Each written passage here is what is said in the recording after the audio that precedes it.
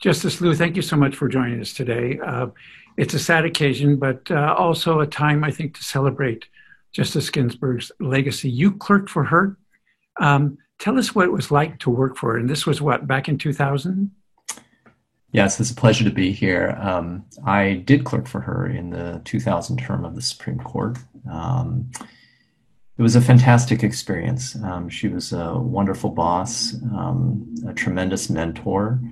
From my earliest days working in her chambers, she demonstrated just tremendous care and attention to the work. She loved the law. That was infectious. She taught us how to write carefully.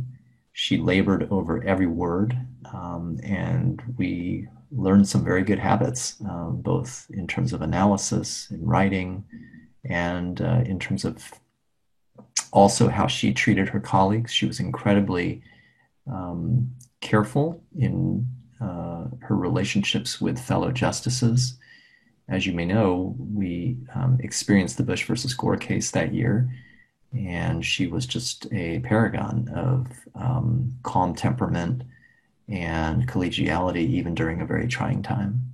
I understand you worked on the draft of her dissent in that case.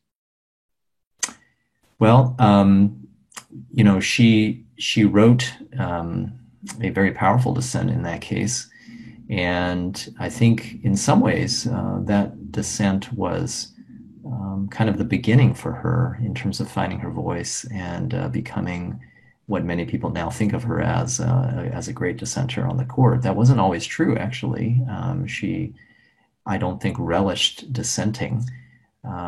But I think she was unafraid to use her voice when she felt it was necessary.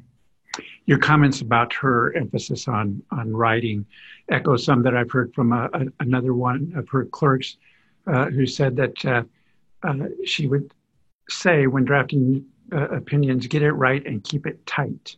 Mm-hmm. She said that at her confirmation hearing in a sort of short paean to Justice Byron White, whom she replaced on the court.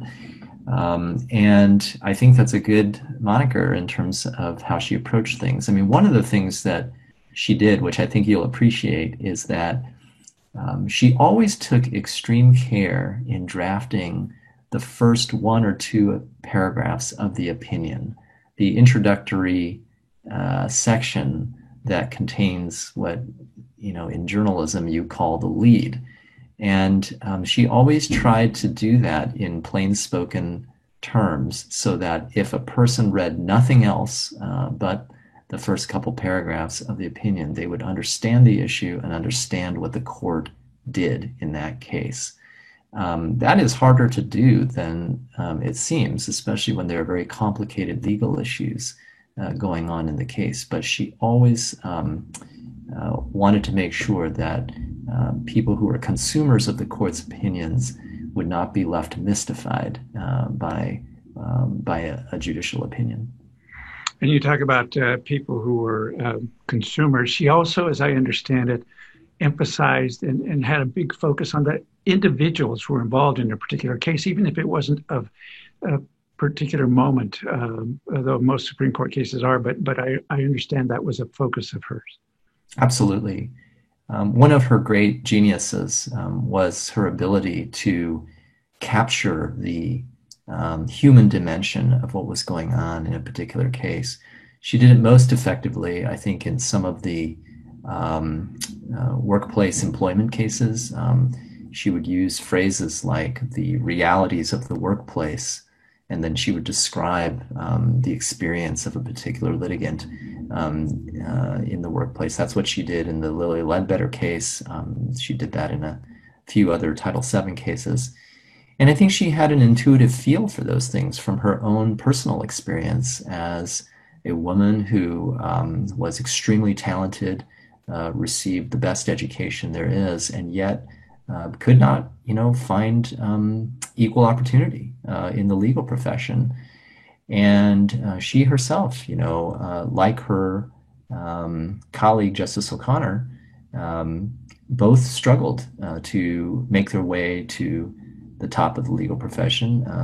And so, in some ways, when you see her describing those experiences of the litigants in the cases, she's has a firsthand familiarity with those things and never loses sight in those opinions of the human dimension. That was definitely something very special about the way she approached things. You yourself are a constitutional law scholar. You were associate dean at the law school at University of California, Berkeley. You are also, I think, currently on the board of the National Women's Law Center.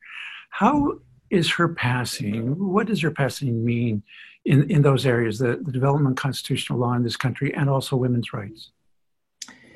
I formerly served on that board, a very wonderful opportunity, though I'm not on it now. The the full measure of Justice Ginsburg's contributions to women's rights and gender equality is hard to even capture in words. One dimension of it is, of course, the law, and both as a litigator when she was founding director of the ACLU Women's Rights Project, she brought numerous cases, argued 6 times before the U.S. Supreme Court and won 5 of them, establishing some of the most pivotal precedents applying the constitutional protection of equal protection of the laws to women. That proposition was not fully established actually until the 1970s, and Justice Ginsburg played a pivotal role in bringing that about.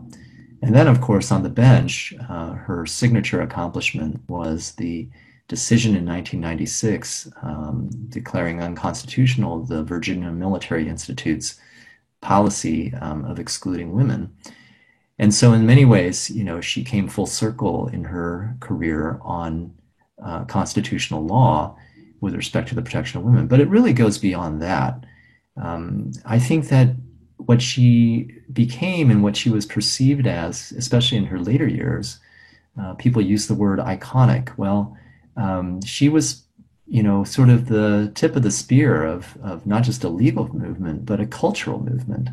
And one of the really incredible things that we've seen just in the past few days is how deeply she touched the lives of women and all people, frankly, but women especially, I think, who saw in her kind of tenacity, a kind of never give up spirit, and a degree of fortitude and willingness to speak up when it's difficult.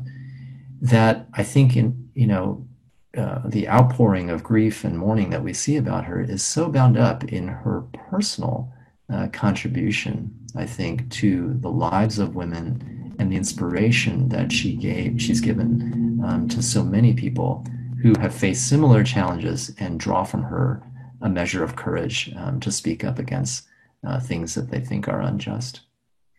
Justice Goodwin-Liu, thank you so much for joining us to share your remembrances of Justice Ginsburg. Thanks for the opportunity.